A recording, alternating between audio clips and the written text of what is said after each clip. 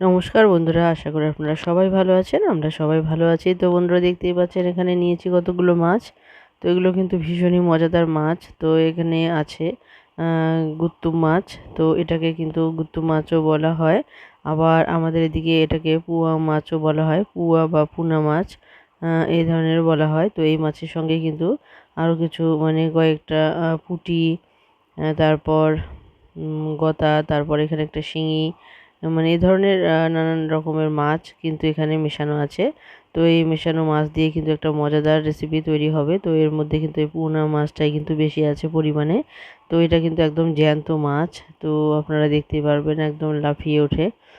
তো একদম তাজা মাছ, সদ্য মনে হয় যে নদীর থেকে নিয়ে এসেছে। তো মাছগুলো কিন্তু খুবই মানে সতেজ। তো এই মজাদার মাছ দিয়ে কিন্তু আজকে মজাদার একটা রেসিপি তৈরি হবে। তো অবশ্যই বলবো বন্ধুরা স্কিপ না করে সঙ্গে থেকে পুরো ভিডিওটা দেখবেন। তো বন্ধুরা দেখতেই পাচ্ছেন। তো চলুন দেখে নেওয়া যাক কীভাবে এই রেসিপিটা তৈরি হলো। তো প্রথমে এই মাছগুলোকে আমি কেটে নেব। তো মাছগুলো যে এখানে পোনা মাছগুলো আছে, তো এগুলোর কিন্তু আঁশ একদমই নেই। তো দেখতে পাচ্ছেন কেমন লাফিয়ে লাফিয়ে যাচ্ছে। তো এই তাজা মাছগুলো কিন্তু প্রথমে আমি একটুখানি লবণ দিয়ে নেব, তাহলে কিন্তু মাছগুলো মরে যাবে। তো দেখতে পাচ্ছেন কতটা লাফিয়ে উঠছে। তো এখানে আমি এখন একটু লবণ দিয়ে দেবো। তো লবণ দিলেই পরে কিন্তু সমস্ত মাছগুলো মরে যাবে। তখন আমি এগুলো কেটে নেব। তো এই মাছগুলোর কিন্তু শুধু মাথাটা করে কেটে বাদ দিয়ে দিলেই হয়ে যায়। আর বাকি যে মাছগুলো আছে সেই মাছগুলো কিন্তু এখানে আমি মানে কেটে নিয়েছি। তো আঁশ ছাড়িয়ে নিয়েছি পুঁটি মাছগুলোর। তো বন্ধুরা দেখুন এখানে মাছগুলো কিন্তু কাটা হয়ে গেছে, আর আমি এখানে লবণ হলুদ মাখিয়ে নিয়েছি। আর এখন এদিকে কড়াই বসিয়ে দিয়েছি, আর কড়াইয়ের মধ্যে দিয়ে দিলাম তেল, সর্ষের তেল।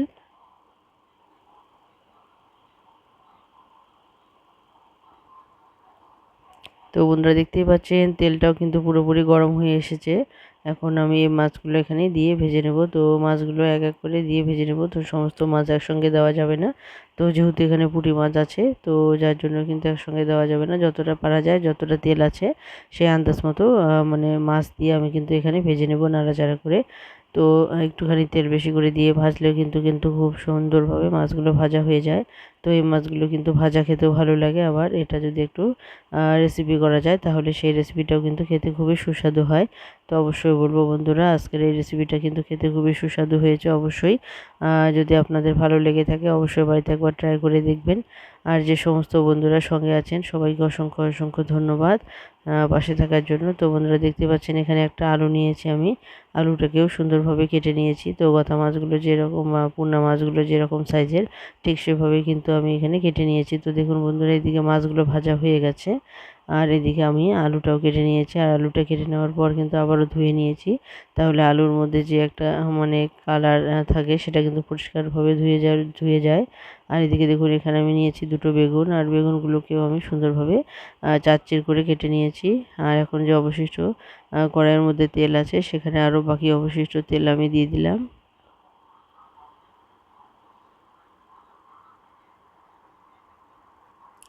তো বন্ধুরা দেখতে পাচ্ছেন এখানে তেলটাও কিন্তু গরম হয়ে এসেছে, আর এখানে দিয়ে দিলাম কয়েকটা কাঁচা লঙ্কার সাথে কালো জিরে সোমবারে দিয়ে দিলাম। আর এখন কিন্তু আমি আলু আর বেগুনগুলোকে আলাদা করে ভাজবো না, তো একসঙ্গে কিন্তু এখানে ভেজে নেব। আর সুন্দরভাবে এই রেসিপিটা তৈরি করে নেব। তো বন্ধুরা দেখুন এখানে কিন্তু বেগুনগুলো আগে দিলেও কিন্তু গলবে না। এটাকে কিন্তু বেশি একদম নাড়াচাড়া করে ভাজা যাবে না। এটাকে আলতোভাবে একটু নাড়াচাড়া করে ভেজে নিলে কিন্তু এটা খুব সুন্দরভাবে ভাজা হয়ে যাবে। তো বন্ধুরা দেখুন এখন এই আলু আর বেগুন দিয়ে আমি যে মাছটা রান্না করব তার স্বাদ মতো কিন্তু লবণ আমি এখানে দিয়ে দিলাম।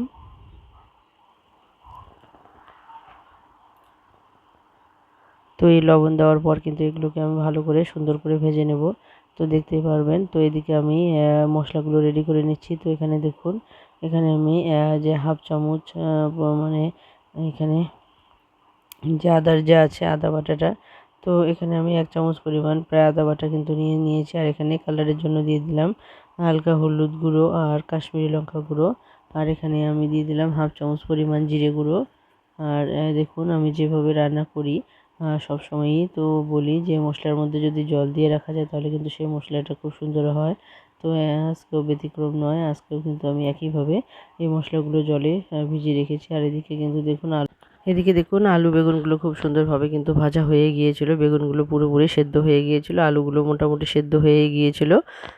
হালকা একটুখানি শক্ত শক্ত থাকলেও কিন্তু এখন কষানোর মধ্যে কিন্তু পুরোপুরি সেদ্ধ হয়েই যাবে।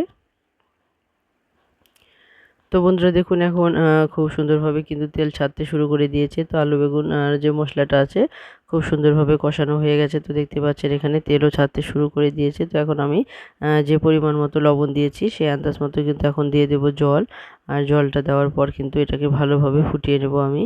তো অবশ্যই বন্ধুরা আমার এই রেসিপিটা আপনাদের কেমন লাগলো অবশ্যই কমেন্টে জানাতে ভুলবেন না। আর যে সমস্ত বন্ধুরা নতুন দেখছেন আজকে প্রথম দেখছেন যারা এখনও সাবস্ক্রাইব করেননি তারা অবশ্যই বলবো সাবস্ক্রাইব করে বেল আইকনটিকে ক্লিক করে রাখবেন।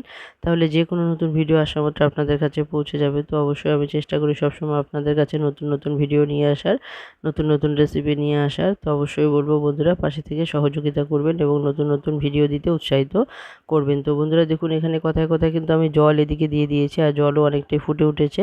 তো এখানে 2-3 মিনিটের মতো কিন্তু ভালোভাবে জলটাকে ভালো করে জাল করে নিতে হবে। তো দেখুন এখানে কিন্তু আমি ভালোভাবে জলটাকে ফুটিয়ে ভালোভাবে জাল করে নিয়েছি। এখন ভেজে রাখা মাছগুলো আমি কিন্তু এখানে দিয়ে দিলাম। আর এই মাছগুলো দেওয়ার পরও কিন্তু আরও 2-3 মিনিট ভালোভাবে জাল করে নিতে হবে। তাহলে এই মাছের যে ঘ্রাণটা সেটা কিন্তু সুন্দরভাবে এই মাছের মানে ঝোলের সঙ্গে মিশে যাবে। তো যেহেতু এখানে পোনা মাছ বা গুত্তু মাছ, তো এটা কিন্তু সহজে গলে যায় না, ভেঙে যায় না, যার জন্য কিন্তু এটাকে সুন্দরভাবে কিন্তু জাল করে নেওয়া যাবে অনেকক্ষণ। তো বন্ধুরা দেখুন এখানে কিন্তু আমি সুন্দরভাবে জাল করে নিয়েছি। এখন মিডিয়াম আঁচে দিয়ে আবারও কিছুটা আমি জাল করে নেব। তো বন্ধুরা দেখতেই পাচ্ছেন এখানে কিন্তু জাল হয়ে গেছে। এখন আমি এটাকে নামিয়ে নেব। তো বন্ধুরা দেখুন এখন আমি এটাকে নামিয়ে নিয়েছি। তো এটা কিন্তু একটু একটু মানে ঝোল ঝোল টাইপের ছিল, কিন্তু এটা কিন্তু ঠান্ডা হয়ে গেলে আরও কিছুটা ঝোলটাকে টেনে নেবে। তো বন্ধুরা দেখুন এই রেসিপিটা কতটা লোভনীয় হয়েছে। তো এটা শুধু দেখতেই সুন্দর হয়েছে তা নয়, এটা কিন্তু খেতেও খুবই সুস্বাদু হয়েছে। তো অবশ্যই বলবো বন্ধুরা আপনাদের যদি ভালো লেগে থাকে তাহলে অবশ্যই একবার ট্রাই করে দেখবেন। আশা করি আপনাদের খেতেও ভালো লাগবে। তো বন্ধুরা এতক্ষণ অবধি যে সমস্ত বন্ধুরা সঙ্গে আছেন সবাইকে অসংখ্য অসংখ্য ধন্যবাদ। আর পুরনো বন্ধুরা যেভাবে অনেক অনেক ভালোবাসা নিয়ে সঙ্গে আছেন সেরকম অনেক অনেক ভালোবাসা নিয়ে সবসময় সঙ্গে থাকবেন, সাথে থাকবেন। আর আমিও চেষ্টা করব সবসময় আপনাদের পাশে থাকতে।